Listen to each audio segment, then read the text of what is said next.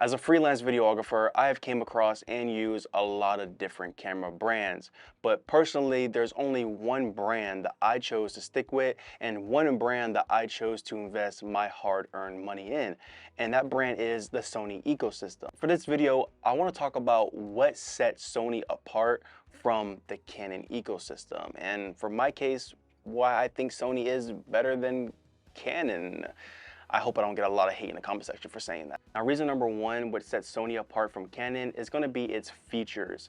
Sony cameras are jam-packed full of different features. Now, me personally, I rather have a whole lot of features that I don't use rather than being on set and wishing that I had some of these features. For some people, it can get overwhelming. I understand that. For some people, it's just features that they will just never use. But to me, that's okay. Now, the biggest feature that I love about my Sony FX6, and it's honestly one of the reasons why I even bought the FX6, is because it has a feature called catch recording. Now, for those of you who maybe don't own the FX6 or don't know what catch recording is, it's a feature that I believe only comes with the FX lineup. I don't think my A7S III had it, but it's a feature that allows you to record the first 20 seconds of a video without you having to hit record.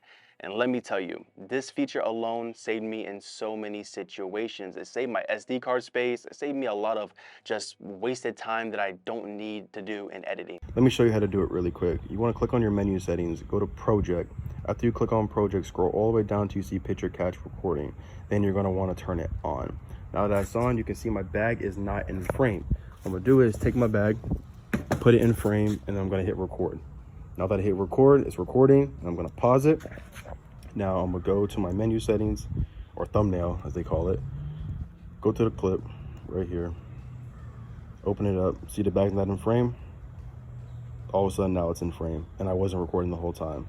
That's amazing. That feature alone is an amazing feature to have, and Canon doesn't have that. And there's plenty more features that you can get in the Sony body that really sets it apart from other brands. So number two is going to be expenses. Honestly, Canon is just a lot more expensive ecosystem to get into than Sony. It's just that plain and simple. And the reason being is because of its lens choices. When you're hopping into Canon, you're only stuck with the RF mount lenses, and those glasses can get very, very expensive. With the Sony ecosystem, you have all these third-party options. You have Tamron, you have Sigma, you have Viltrox, you have all these different brands that are partnering with Sony, and they basically work for everyone's budget. There's an option for everybody. But with Canon, they're just so strict and just so stuck on the RF mount that they don't want to open up their lenses to any other third-party brand.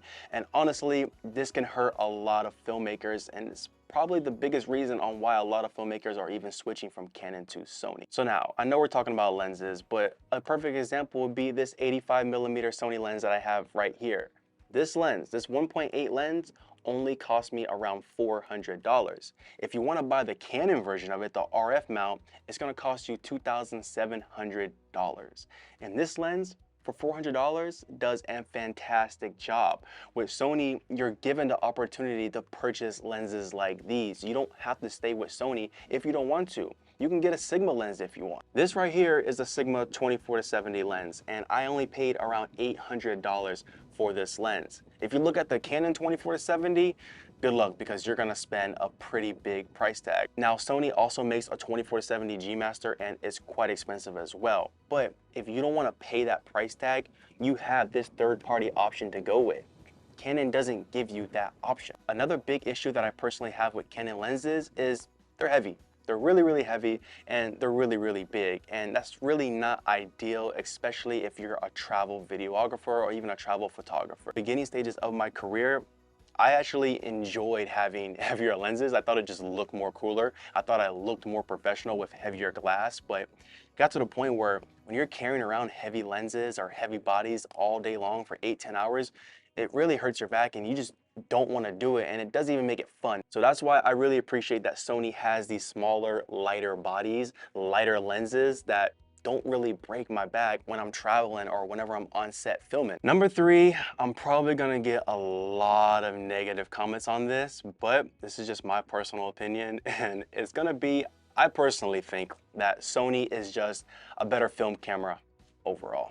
I think if you get into videography, Sony is just the better option, it's the better buy. And the reason why I say that personally, because it ties in with Sony having so many features. It ties in with Sony being able to mount so many different lenses to it, but also it ties in with workflow and just user experience, especially if you're working with a set team and you're handing the footage off, or you're even just working with people who are familiar with the Sony ecosystem.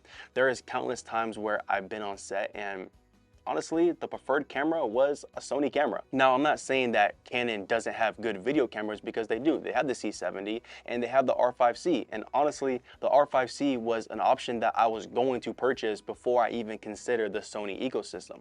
That was a body that I wanted because it did good in video and it did good in photo as well. And I wanted the mixture of both. On a lot of film sets that I see, they're using a lot of the Sony Venice, they're using a lot of Sony FX6s, FX3.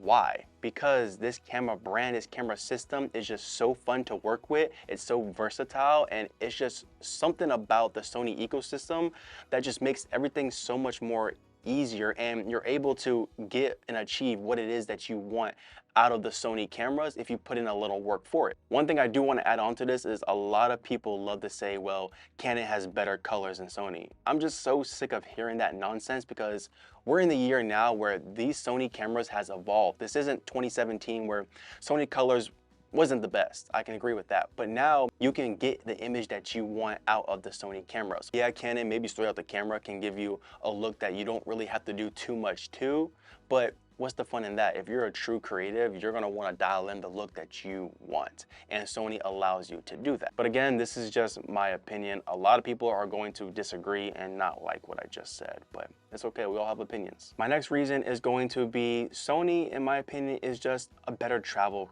camera. They make more options that are travel friendly. They make more options that are just lighter, more portable, something that I can literally just stick in my pocket if needed to be. Look at the new Sony a7C II.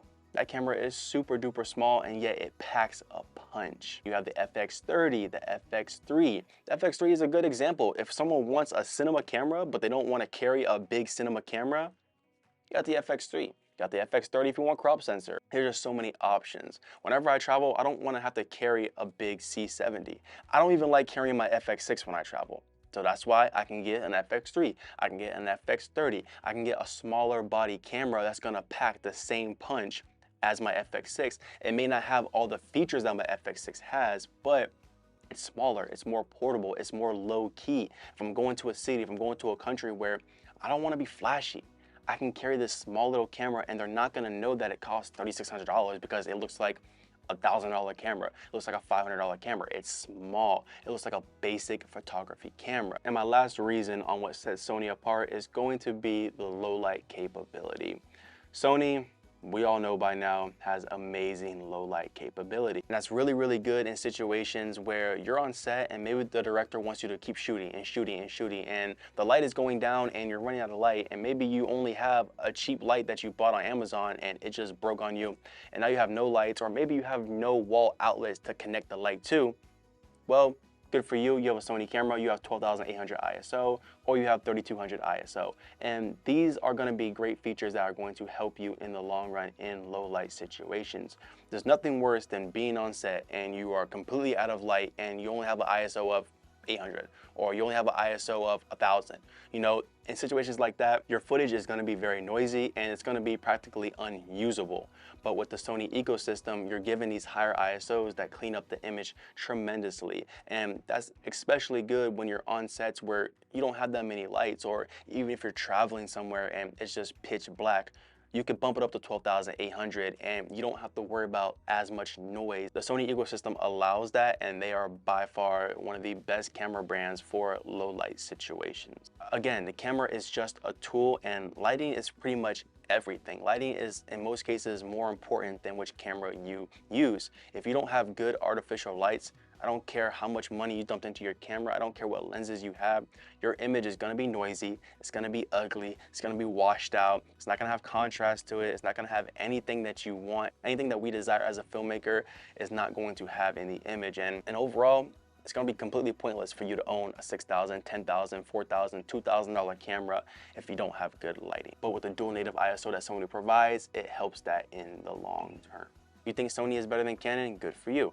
If you think that Canon is better than Sony, good for you. At the end of the day, buy what you like, buy what you enjoy, and just buy what gets the job done and what gets it done more efficient and easier. That's just how I see it. I want something that's gonna get my job done more efficient, more easier, and put less stress on me. These are all just tools that you can use to better help your craft. Buy what you like. I'll see you in the next video. I'll be on to my Johnny.